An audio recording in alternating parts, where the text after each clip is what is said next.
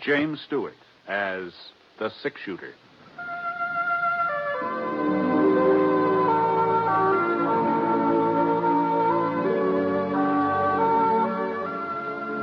The man in the saddle is angular and long-legged.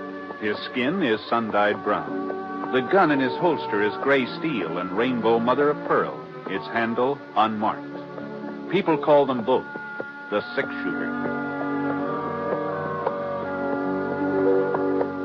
The NBC Radio Network presents James Stewart as the six-shooter, a transcribed series of radio dramas based on the life of Britt Ponset, the Texas plainsman who wandered through the Western Territories, leaving behind a trail of still-remembered legends.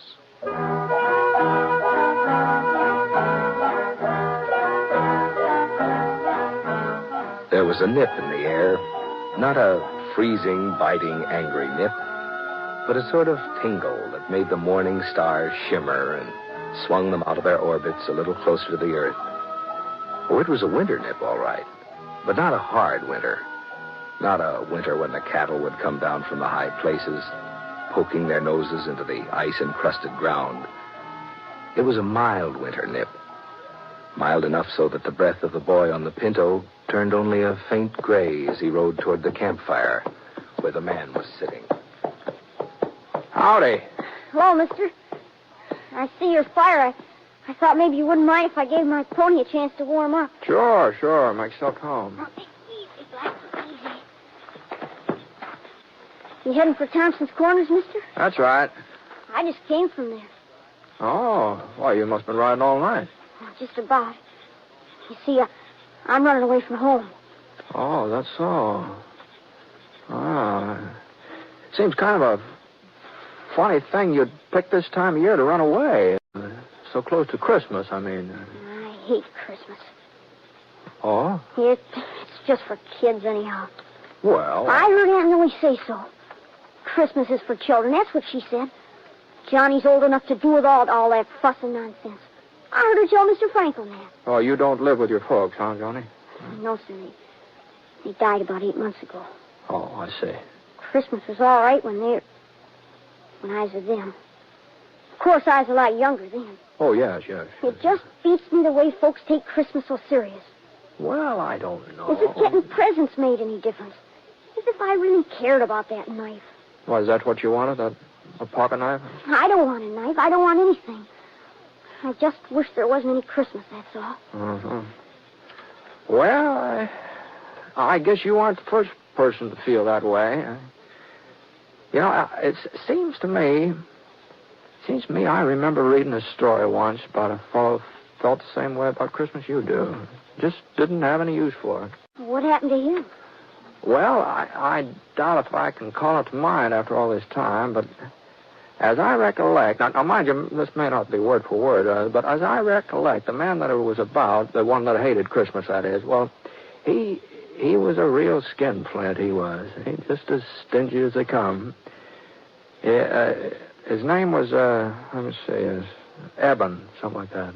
Eben? Eben, yeah, I'm pretty sure that was it. Well, being so tight-fisted, this fellow Eben, he got to be the richest man in the whole territory. He owned a ranch? Oh, sure. Had 4 of them. 4 ranches and store buildings and farms and maybe a bank or 2. He was rich. I bet he had a mighty fine ranch house. No, he didn't have a ranch house. Eben wasn't the sort to spend money on a ranch house unless there was profit in it. See, he just lived alone in town, had himself a steady room at the hotel. Well, anyway, one night while Eben was sitting in his room having supper, Christmas Eve it was. Well, on this particular Christmas Eve, his only kin, a nephew, lived in the same town. He stopped by the hotel. To wish you a Merry Christmas, Uncle, and invite you to our place for dinner tomorrow. Christmas, fiddlesticks. How old are you? I suppose you'll be closing up your livery stable for the occasion. Why, sure, Uncle Eb. And just how will the horses know it's Christmas? Answer me that. Well, if they don't know it, we will. Can I tell Sally to expect you at 3? You can expect me all you like, but I ain't coming. Not at 3 or any other time. Oh, if you're making so much money, you can afford to be giving parties. Maybe I ought to think about raising the rents on the livery stable. Well, now, Oh, go on and get out of here before I lose my temper. All this nonsense about Christmas. Fiddlesticks. Hold it. Well, after that, Johnny, the nephew didn't stick around there. He got out of Eben's hotel room in a regular gallop. It wasn't very long before Eben had another visitor. He was a young fella, tall, lanky, not very good at speaking. He just plain ordinary cowpoke. He was the foreman of the S&M ranch. Oh, well, it took you long enough to get here. Where have you been? Selling off some of my herd without telling me about it? No, sir. That day you rode by, I was out in the range hunting strays. And a good thing I decided to check up on you, too. What's that cabin doing over by Holly Creek? And who are those people staying there? They're my family. I built the shack for them myself. I'm not going to have a bunch of nesters in my property. Tear it down. Well, one of my boys has been sick. I can't afford to rent That it. ain't my concern. It's up to you to keep your family and what you earn. So see that you get rid of that shack. Tomorrow. But tomorrow's Christmas. Oh, well. Then you'll have plenty of free time to tear it down. I'll be out the day after to make sure you've done it. Good night. Wasn't much use in arguing. Foreman knew that. So he put on his hat and shuffled out. Now Eben was alone again. At least he thought he was alone. The clock on the mantel started striking 8, and that meant it was time for him to turn in. Oh, my God. So he put on his flannel nightshirt and reached for the kerosene lamp to set it on the stool beside the bed. And right about then, the strangest thing happened. What in tarnation? Johnny, old Eben saw a man's face looking right at him from inside that lamp. Eyes and hair and nose and mouth, whiskers, all just as plain as day. Jake. It was old Jake, Eben's partner. There wasn't any mistake about it at all. It was Jake right to a T. Well, Eben sure didn't like the idea of having Jake right in the same room with him. You see, Jake had been dead for over 7 years. Not that Eben really believed in ghosts or haunts or anything like that. He told himself he was just imagining all this. I got to get a hold of myself. He put out his hand to turn down the wick, but all of a sudden his fingers started trembling. There was Jake again, across the room this time, standing right by the bureau. No. And when the lamp slipped out of Eben's hand, the room didn't get dark at all. Jake seemed to be surrounded by a splotch of bright yellow light, and he was wearing the same boots and breeches and leather jacket that he'd had on 7 years ago, the day he died. But as Jake came closer, Eben could see that he was wearing something else. A small leather saddle strapped across his back.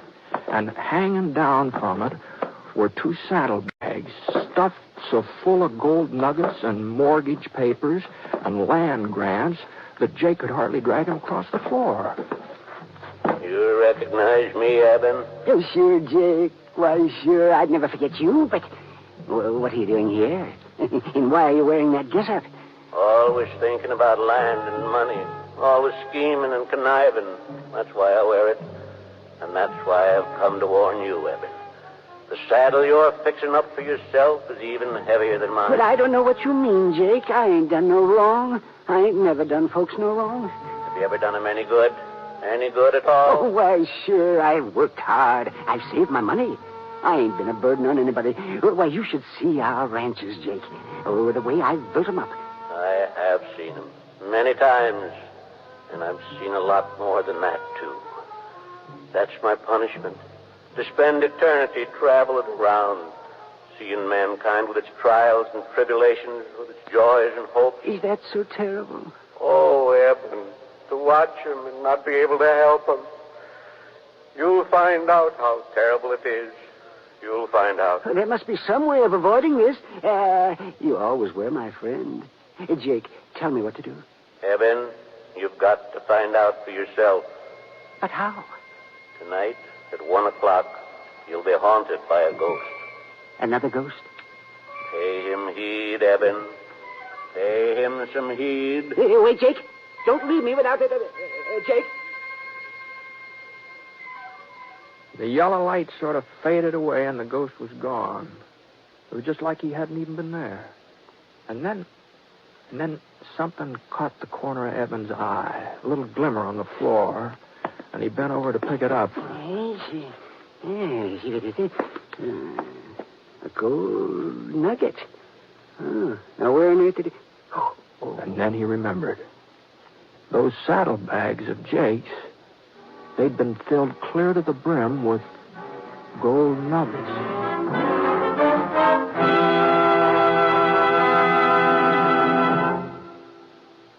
We're interrupting our story for only a moment, and only to tell you, our unseen audience, that you have helped more than you may realize to make this a very Merry Christmas for all of us on this program. Your being with us each week, your many kind letters, have told us that all the work that goes into bringing you the six-shooter has not been in vain, and we're grateful.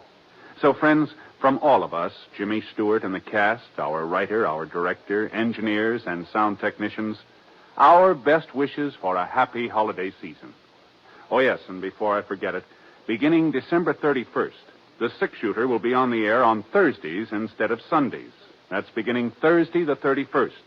The time of broadcast will be listed in your local newspaper. Thank you. Now, Act 2 of The Six-Shooter, starring James Stewart as Britt Ponset.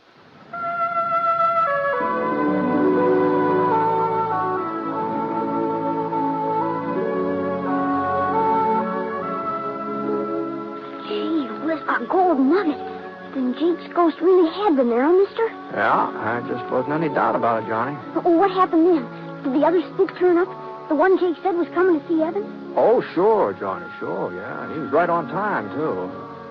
Evan was lying in bed, wide awake, of course. He hadn't been able to do much sleeping. He was too scared. It was kind of peculiar. Evan was half scared the ghost would come and half scared he wouldn't, you see. But before the sound of the clock had died away, there he was. He's sitting in Evan's rocking chair like he'd been there all night long. And this ghost was a young fella, maybe 18, 19, all duded up the way young bucks like to dress, fancy chaps and checkered shirt and a red bandana tied around his neck. Howdy, Eben. Reckon you've been expecting. Yeah, well, I guess so. You ready to take a little trip? Where to? Back. Way back through the years. Oh, but how can I go with you? It's real easy. You see, I'm the ghost of Christmas past. You're past, Eben. Let's shove off. Well, the next thing Evan knew, he and that ghost were standing out on a snow-covered prairie. There was a circle of covered wagons in front of them, and the people from the wagons were gathered together and listening to a tall, white-bearded man. Behold, I bring you good He was reading the Bible. Great joy, which will be to all people. For unto you is born this day in the city of David a Savior, which is Christ the Lord.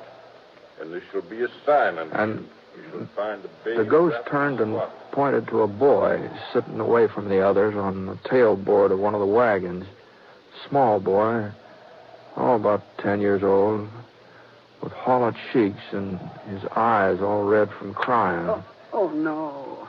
It was Eben himself. On a Christmas day, a long, long time ago. Not a very happy Christmas either. It was only a week since the oxen had stampeded and his ma had been killed when she fell from the wagon. His pa had died with an Apache arrow in his chest. No, I don't want to look at him anymore. Can't you show me another Christmas?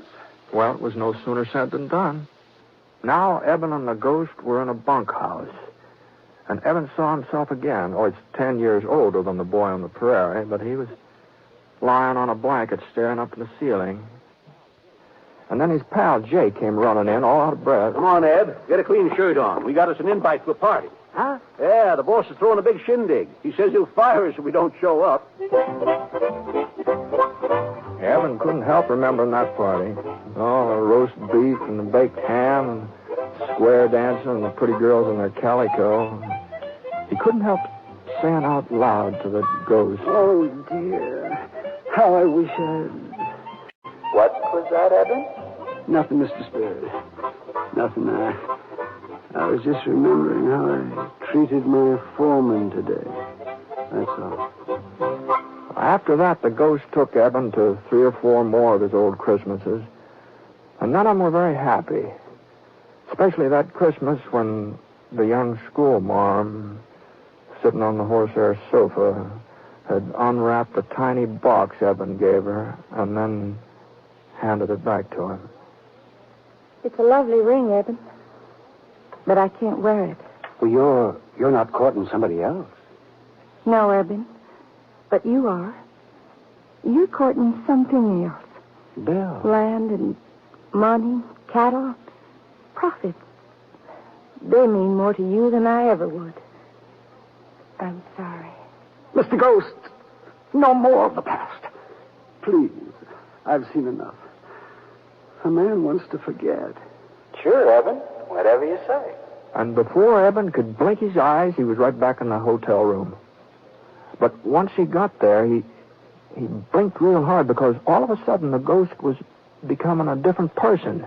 He was getting fatter, and his stomach popped out 2 or 3 inches, and a few wrinkles creased his cheeks, and finally his chaps turned into a shiny blue serge suit with a heavy gold chain dangling across the vest. Hey, well, what's happened to you?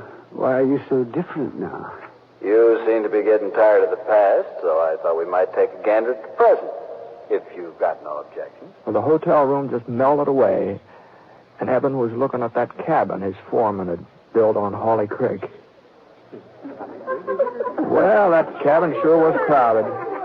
Oh, there must have been 5 or 6 children, all helping their mother get the Christmas dinner, all laughing and talking, as busy as summer colds. But when their father came in, he had a long face and a tired mouth, and his wife looked up and wanted to know what was troubling him. Oh, I was thinking about old Eben. That's not a very pleasant thought for Christmas, Bob. By the way, what did you want with you yesterday? Was it about this cabin? Yeah. Oh, no, of course not. Well, let's get on with dinner. Sit down, everybody. Now, where's my Tim, huh? Well, I guess we're just going to have to eat. And Bob looked all around the room. He was pretending he didn't see the little fellow in the corner. The boy with an iron brace on his leg and a wooden crutch propped up against the wall. But little Tim, he wasn't going to be ignored. Here I am. So Bob picked him up and carried him over to the table. God bless this food, this house, and us and our friends. Even old Eben. Amen. The family found that part about Eben a little hard to swallow, but they finally managed, and Tim was the last one to chime in. God bless us, everyone. Eben didn't want to watch what was going on in that cabin any longer, but the next place the ghost showed him wasn't much easier on him. There was a big party going on at his nephew's house back in the livery stable. And one of the ladies was blindfolded, you see, and she was trying to pin the tail onto a donkey. But there was something peculiar about this donkey, about the way it was drawn. It looked more like a person than an animal. Well, Eben recognized who it was supposed to be right off. You see, folks, I invited Uncle Eben to be with us, but he turned me down flat. So I figured we'd have him here in spirit, if not in the flesh.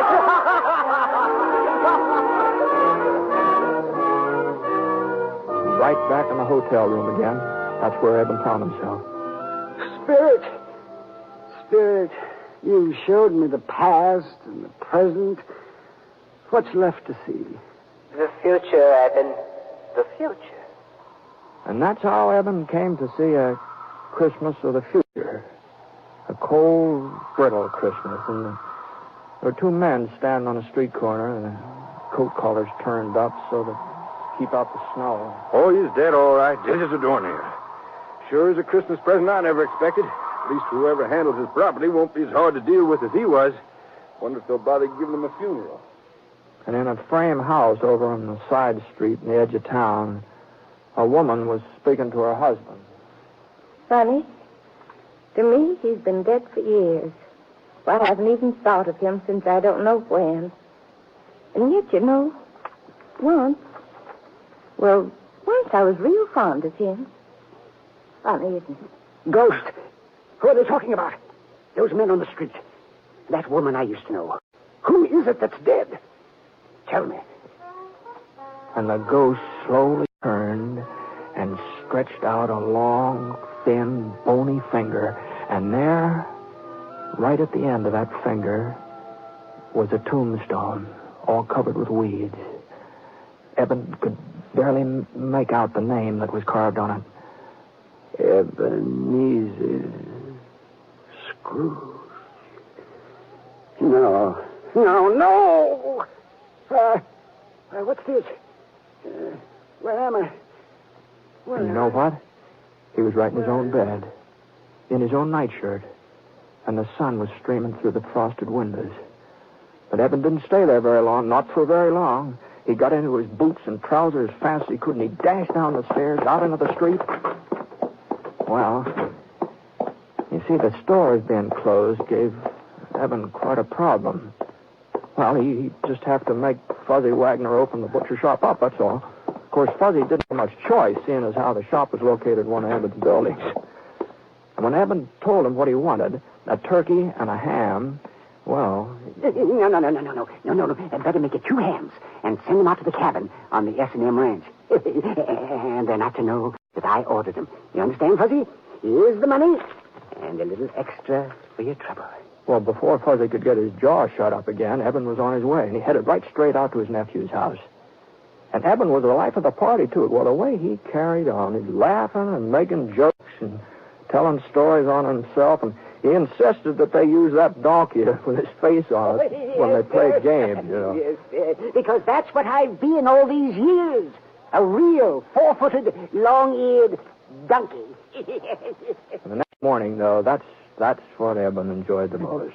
He was up bright and early and hitched the team to the buckboard and drove out to the S&M, hurrying the horses all the way. Come on, Bess. Come on, Martha. Step a little lively. If he could just get out there before his foreman started tearing down that cabin. Whoa, Martha. Whoa. Yeah. Well, Robert? Yes, sir? I see you ain't carried out my orders. Well, it was Christmas. I just couldn't tell him I'll do it today. Oh, this is the last straw. I'm not putting up with your shenanigans any longer, young fella. Oh, but please... That cabin's coming down and no buts about it. And then we're building a new ranch house in its place. Big enough for you and your whole family. What? Oh, yes. I'm also doubling your wages as of last week. Merry Christmas, Bob. Even if I am a day late. No, not a day. More like half a lifetime. But Merry Christmas anyway. And as your son says, God blesses everyone.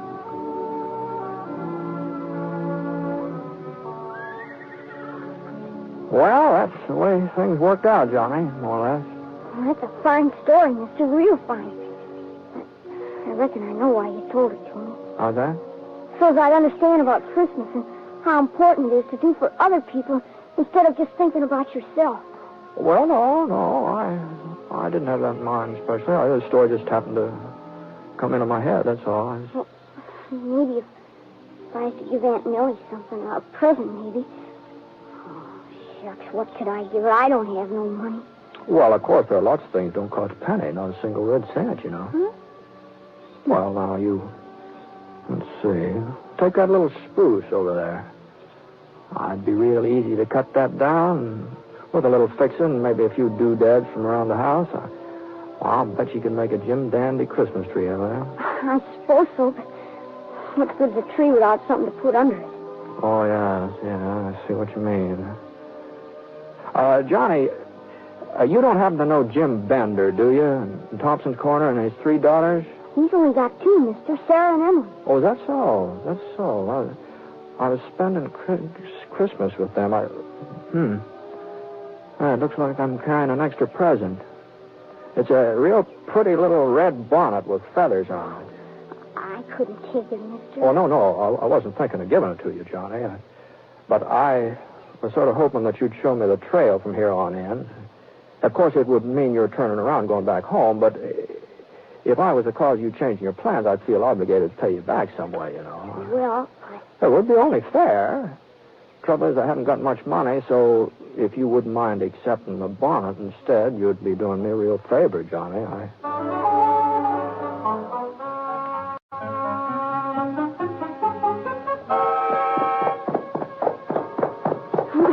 There's Aunt Millie out in the yard.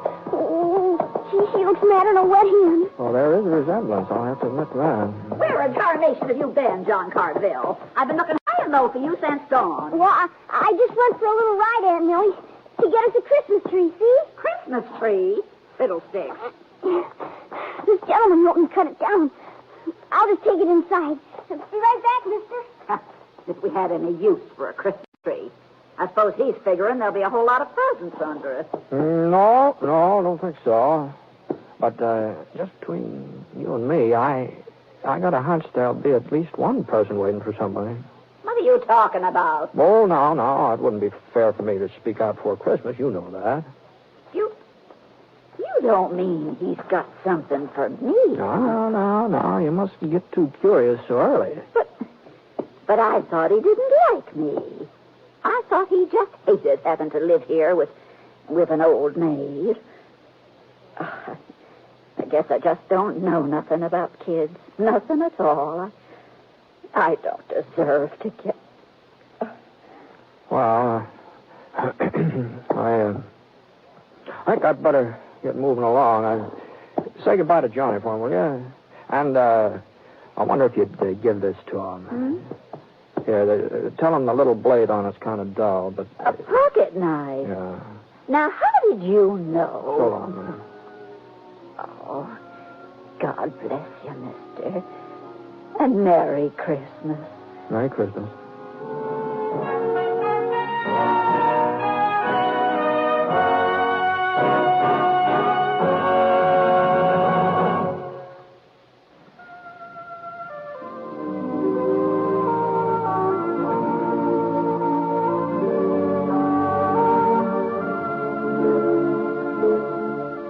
Please remember now, beginning December 31st, the six-shooter will be on Thursdays instead of Sundays. We hope you'll join us in our new time. The Six-Shooter is an NBC Radio Network production in association with Review Productions. The transcribed story was written by Frank Burt in collaboration with Charles Dickens. Mr. Stewart may soon be seen in the Universal International picture The Glenn Miller Story. Howard McNear played Scrooge, and special music was by Basil Adlam. The entire production is under the direction of Jack Johnstone. All characters and incidents are fictitious, and any resemblance to actual characters or incidents is purely coincidental. And now, until Thursday the 31st, this is Hal Gibney speaking. Merry Christmas.